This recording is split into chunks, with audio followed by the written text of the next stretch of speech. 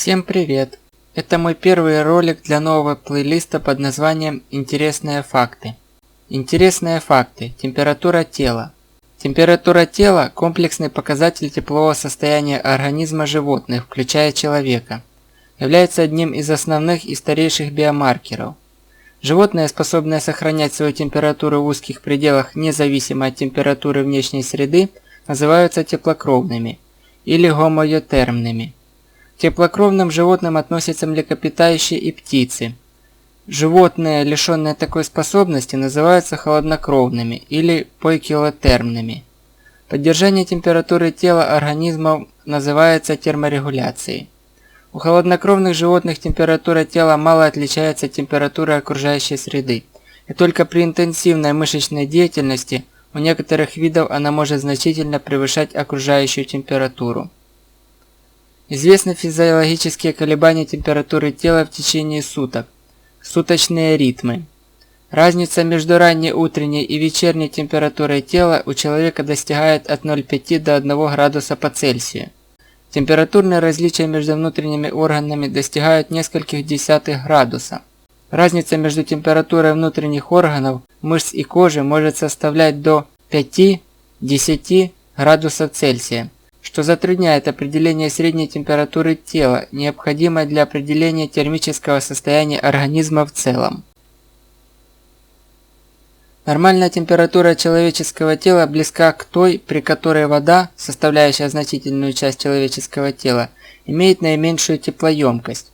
Впервые температура человеческого тела, оральная температура, была измерена в Германии в 1851 году с помощью одного из первых образцов появившихся ртутных термометров. Температура тела может повышаться по разным причинам.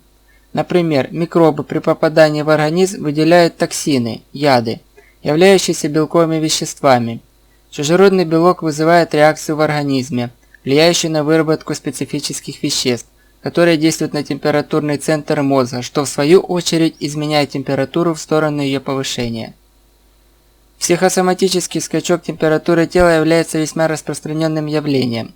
Человек убеждает себя, что температура тела растет, и через какое-то время температура тела действительно завышается. Известны и случаи обратного эффекта. Самая низкая в мире температура тела 14,2 градуса Цельсия зафиксирована 23 февраля 1994 года у двухлетней канадской девочки, проведшей 6 часов на морозе. Самая высокая температура тела была зарегистрирована 10 июля 1980 года в больнице в городе Атланте, США, у 52-летнего Уилли Джонса, получившего тепловой удар.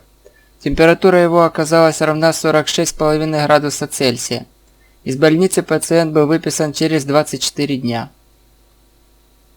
Температура тела человека контролируется гормонами щитовидной железы и гипоталамусом.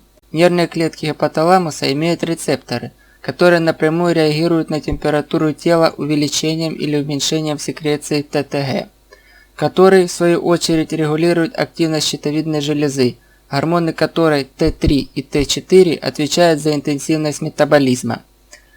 Температура не может повышаться бесконечно, так как это небезопасно. При повышении ее выше 41-42 градусов наступает денатурация белков организма. Что это такое? Белки входят в состав не только мышц, они еще участвуют в процессах метаболизма в качестве ферментов. Ферменты регулируют большинство биохимических процессов внутри нас. Клеточное дыхание, расщепление жиров и углеводов и так далее. Что происходит с ферментами, белками при повышении температуры? Они просто перестают работать.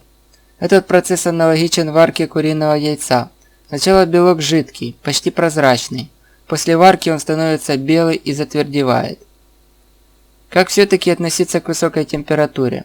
С одной стороны, она вредна для организма, с другой существует узкий коридор 1-2 градуса, и человеческий организм не подвержен значительному риску, а многие микроорганизмы погибают.